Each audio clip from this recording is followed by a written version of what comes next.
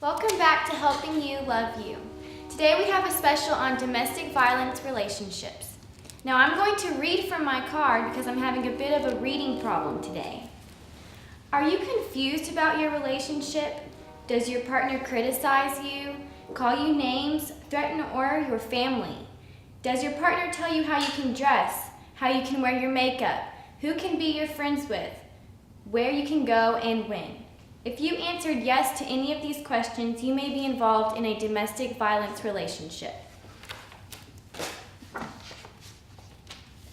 Domestic violence is a pattern of behaviors where one partner tries to maintain control of the other through the use of physical force, intimidation, and threats. The abuse can take many different forms. Physical, by punching, slapping, pushing, and kicking. Sexual, criticizing his or her body parts. And emotional, excessive jealousy, isolation from friends. Verbal, name-calling and put-downs. Financial, controlling the victim's economic status and basic needs.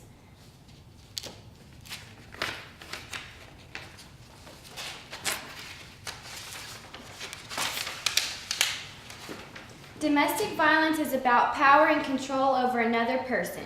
It is not a problem with anger, and the abuser may use this as an excuse that he has anger, emotional problems.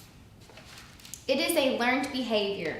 It is learned in the home by observation and reinforcement before the age of 10.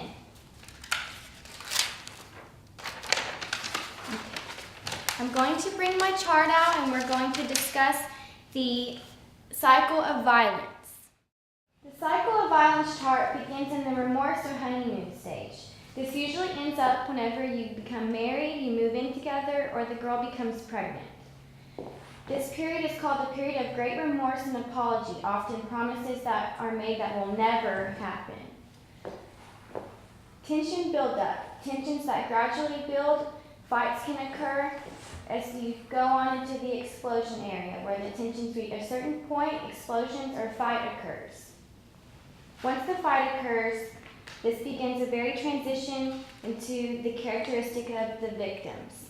They have a low self-esteem, questions their right to have any better life than they presently have. They underestimate themselves and believe they cannot do better, so they end up creating the cycle all over again. Every 20 seconds, a woman is battered in her own home. Victims may feel that they have a lack of trust to their abuser due to the history of isolation and some feelings of helplessness. They usually are the peacekeepers, the ones to keep the home calm, and they usually take blame for every fight that occurs. A characteristic of abusers, they have emotional dependencies on their victims to make them feel control. Their perception of self as having poor social skills describes relationships with victims as the closest they have ever known. They feel extremely jealous, has great fear of being abandoned or cheated on. They have a desire to isolate their partner, keeping them away from friends due to single friends who may want something else. Apparently feels no guilt on an emotional level, even after recognition of abusive episodes. The victims may stay due to the need of food, shelter, economic security, or other necessities. Victims believe they will have no one to talk to, no one to understand or believes in them due to their isolation from their friends and family. The victim does not believe they can take care of themselves alone. The victim also believes the abuser's promises to change or to get help. The victims believe that no one else will want them like their abuser does. They believe they must be in a relationship to be a complete person, and they believe they can save the abuser and help them get better. Some emotional injuries for these behavioral characteristics of a victim are low self-esteem, insecure, depression, and feelings of guilt.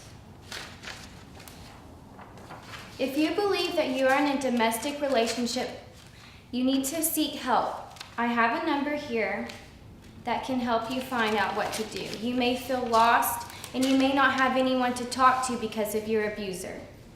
The number is hotline numbers 1-800-967-8928 and 1432-570-1465.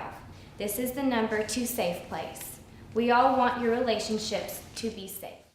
It feels hard to reach out whenever you're in an abusive relationship, but in a way that's what you need to do to let other people know that you need help. It's hard to seek it, but once you find it, the people that will be there for you and the friends that will be there for you will be there with you till the end and will help you through your tough times.